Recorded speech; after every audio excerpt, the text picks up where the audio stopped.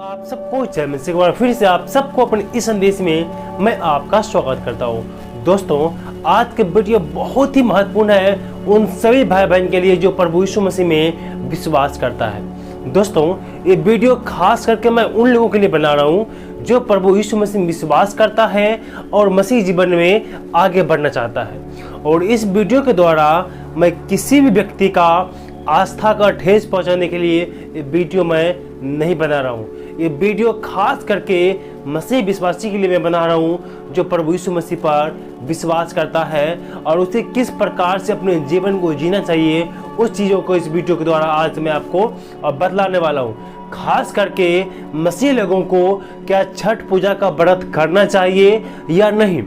खास करके ये सवाल उन मसीह को होता है जो पहले से ये छठ पूजा करते हैं और बाद में प्रभु यीशु मसीह पर विश्वास करते हैं। उसके बाद में वो कंफ्यूज होते हैं, क्या मुझे मसीह विश्वासी बनने के बाद क्या छठ पूजा करना चाहिए या नहीं करना चाहिए, या छठ पूजा छोड़ देंगे तो क्या मेरे घर में मेरे परिवार में कुछ अनहोनी हो जाएगा, क्या मुझे क्या करना चाहिए। खास करके नए मसीह विश्वासी को ये समस्या आती है इस बातों को समझने में। तो इसीलिए अगर आप इस विषय पर जानना चाहते हैं तो पूरा वीडियो को शुरू से अंत तक आप जरूर देखें। दोस्तों, होता क्या है, जब आप प्रभु में विश्वास नहीं करते हैं तो आप पूरे संसार में बहुत सारे पर्व त्योहार आते हैं। हो सकता है कि आप में उनमें से एक है जो बहुत सारे पर्व त्योहार को मनाते आए हैं, लेकिन आप जब प्रभु यीशु मसीह में विश्वास करते हैं तो पीछे जो भी बिना मसीह जीवन जो आप प्रभु विश्वास नहीं किए थे उस समय जितने भी आप पर्व त्योहार करते थे, लेकिन आप जब प्रभु में विश्वास किए तो सिर्फ आप प्रभु यीशु मसीह के ही आराधना करेंगे, प्रभु यीशु मसीह से ही प्रार्थना करेंगे। और उन्हीं बातों को इस वीडियो में के द्वारा आज मैं आपको बतलाने वाला हूँ। एक वचन में आपके सामने पढ़ना चाहता हूँ। यहाँ लिखा हुआ है निर्गमन 20 अध्याय का 1 और 2 वचन में पढ़ता हूँ। प्रकार से लिखा हुआ है, तब परमेश्वर ने ये सब वचन कहे, मैं तेरा परमेश्वर यहोवा हूँ जो तुझे दासत्व के घर अर्थात मिस्र देश से निकाल लाया है। तू मुझे छोड़ दूसरों को ईश्वर करके ना मानना। तू मुझे छोड़ दूसरों को ईश्वर करके ना मानना। मेरे प्रियो, आप सब जानते हैं जो इजरायली लोग था मिस्र में गुलाम पड़ा हुआ था राजा फिरौन के हाथों में। परमेश्वर ने अपने भक्त मूसा के द्वारा उन सबको वहाँ से आज़ाद करवाया। आज़ाद करने के बाद उसको एक आज्ञा दिया कि मैं तेरा परमेश्वर हूँ और मैंने तुझे उसे गुलामी से आज़ाद करवाया हूँ और मुझको छोड़ करके तुम किसी को भी ईश्वर करके ना मानना। अर्थात तुम मेरे अलावा, परमेश्वर ने कहा इस्राएलियों से, तुम मेरे अलावा जो ईश्वर के जो स्थान है वो किसी को भी मत देना। ये परमेश्वर का आदेश है। आज मेरे प्रियो, आज ये वचन आप पर इस प्रकार से लागू होता है कि आप इससे पहले पूजा पाठ करते थे, चाहे आप मूर्ति पूजा के गुलामी में हो या उन देवी देवताओं के या भूत प्रेत के गुलामी में हो, जिस प्रकार से आप पिछला जीवन जब आप जीते थे तो उस सब को छोड़ करके आप प्रभु यीशु मसीह में विश्वास किए तो परमेश्वर आपसे कहता है, मैं तेरा परमेश्वर हूँ, तो मुझे छोड़ करके दूसरों को ईश्वर करके ना मानना। और इसी के जब नीचे पढ़ते हैं लिखा हुआ है, तो मूर्ति पूजा ना करना या तो उसे दंडवत ना करना, ना तो मूर्ति खोद कर बनाना। इसीलिए अगर आप प्रभु यीशु मसीह में विश्वास करते हैं तो किसी भी देवी देवता का या मूर्ति का पूजा आराधना आप नहीं कर सकते हैं, क्योंकि आपके लिए सब कुछ यहोवा परमेश्वर है। आप उसी से प्रार्थना कर सकते हैं, उसी की आराधना कर सकते हैं। जो कुछ भी आपको मांगना है आप परमेश्वर से मांगिए। लोग पूजा पाठ इतने व्रत क्यों करता है? कुछ आशीष पाने के लिए करता है, या आपका कोई अपने पति के लंबी आयु के लिए करता है, कोई अपने मन की बात को पूरा होने के लिए करता है, कोई अपने बेटे की खुशी के लिए करता है, कोई बीमारी से चंगा होने के लिए उन लोग पूजा पाठ करता है। तो जितना भी आप पहले करते थे पूजा पाठ, किस अलग अलग उद्देश्य से आप करते होंगे, वो सारा उद्देश्य जो है आपका मन को बातों को आप सब परमेश्वर पर शिफ्ट कर दीजिए। आपको खुशी चाहिए, आप परमेश्वर से प्रार्थना कीजिए। आपको बीमारी से छुटकारा चाहिए, आप परमेश्वर से प्रार्थना कीजिए।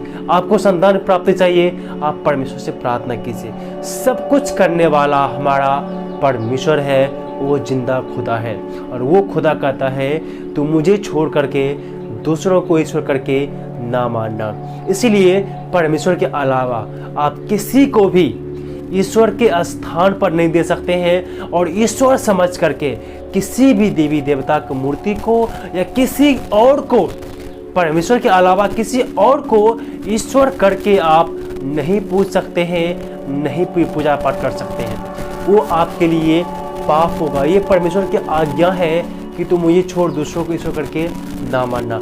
अगर आप ये आज्ञा का उल्लंघन करते हैं, वो आपके लिए पाप होगा। और ये छठ पूजा का जो व्रत है, आने वाले समय में फिर करवा चौथ भी है, फिर दिवाली भी आएगा, ये उन लोगों के लिए है जो उस पर आस्था रखता है, जो उस पर विश्वास करता है। लेकिन आप उस पर विश्वास नहीं करते हैं, आप जीवते परमेश्वर प्रभु यीशु मसीह पे विश्वास करते हैं, तो आपके लिए छठ पूजा हो, दिवाली हो या करवा चौथ हो, कोई भी पूजा पाठ जो होता है, व्रत होती है, उनमें से एक भी आप नहीं कर सकते हैं। आपको जितना कुछ करना है आप प्रभु के लिए कीजिए, प्रभु में होके कीजिए। पूजा पाठ नहीं अर्थात व्रत आप रख सकते हैं, आप फास्टिंग व्रत भी रख सकते हैं, प्रार्थना सभा रख सकते हैं, अलग अलग तरीका भी आप अपना सकते हैं परमेश्वर की आराधना करने का। लेकिन ये मूर्ति पूजा से जुड़ा हुआ चीज़ आप नहीं कर सकते हैं, वो व्रत वो पूजा पाठ आप नहीं कर सकते हैं। इन बातों पर आप ध्यान दीजिए। एक वचन और मैं पढ़ूंगा जो हमें मिलता है उत्पत्ति की पुस्तक उसका 1 अध्याय का 16 वचन में लिखा हुआ है, तब परमेश्वर ने 2 बड़ी ज्योतियां बनाई, उनमें से बड़ी ज्योति को दिन पर प्रभुता करने के लिए और छोटी ज्योति को रात पर प्रभुता करने के लिए, और तारागण को भी बनाया। यहाँ पर देखिए, छठ पूजा में जिस सूरज को आप नमस्कार करते हैं, जिस सूरज को उगते हुए सूरज को आप नमस्कार करते हैं, फिर डूबते हुए सूरज को आप पूजा करते हैं, उस सूरज को जिसे आप देवता के नाम, सूरज देवता के नाम से जानते हैं, या सूरज देवता के लोग उसको पूजा जाता है, तो उस सूरज को बनाने वाला कौन है? हमारा परमेश्वर है। परमेश्वर ने सूरज को बनाया, रात में रोशनी देने के लिए चांद को बनाया, तारागण को बनाया, और दिन में रोशनी देने के लिए सूरज को परमेश्वर ने बनाया। सूरज आपके नज़र में और संसार के लोगों की नज़र में वो एक देवता है, लेकिन बाइबल हमें बतलाता है परमेश्वर ने उसे रोशनी देने के लिए बनाया। दिन में अंधियारा और रोशनी को अलग करने के लिए बनाया, अर्थात दिन और रात करने के लिए परमेश्वर ने उसे बनाया, और वो ज्योति देने के लिए बनाया, ताकि पृथ्वी पर पूरा अंधकार भरा हुआ था, उस अंधकार में रोशनी देने के लिए परमेश्वर ने सूरज का निर्माण किया। और सूरज जो है सृष्टिकर्ता नहीं है, सूरज एक सृष्टि है। तो मैं आपसे कहता हूँ, बाइबल भी यही कहता है कि हमें सृष्टिकर्ता को आराधना करना चाहिए, सृष्टिकर्ता को पूजा करना चाहिए, ना कि सृष्टि का। जितने भी आप संसार में देख रहे हैं, सूर्य, चांद, तारे, पेड़ पौधे, पशु पक्षी, ये सब सृष्टि है, ना कि सृष्टिकर्ता। ये सबको एक बनाने वाला है, वो है परमेश्वर, जिसे आप प्रकृति के नाम से जानते हैं कि वो परमेश्वर ने उसे बनाया है। सूरज को, चांद को, तारे को, सब कुछ को बनाने वाला परमेश्वर है। ये सब एक सृष्टि किया हुआ चीज़ है, इसीलिए सृष्टि को नहीं, सृष्टिकर्ता को आराधना हमें करना चाहिए।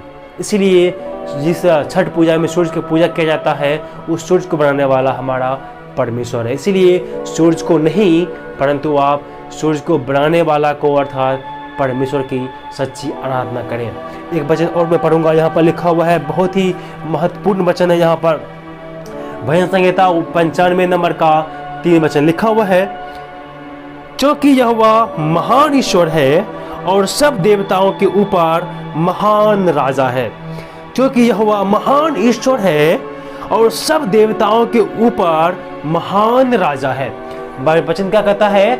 यहोवा परमेश्वर महान ईश्वर है और सब देवताओं के ऊपर महान ईश्वर है, महान राजा है।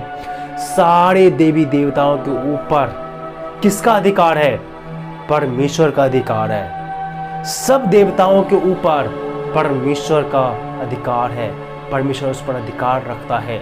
इसीलिए सबसे महान राजा कौन है? सबसे महान राजा वो यहोवा परमेश्वर है, जो सेनाओं का यहोवा है, वो जीवित परमेश्वर है।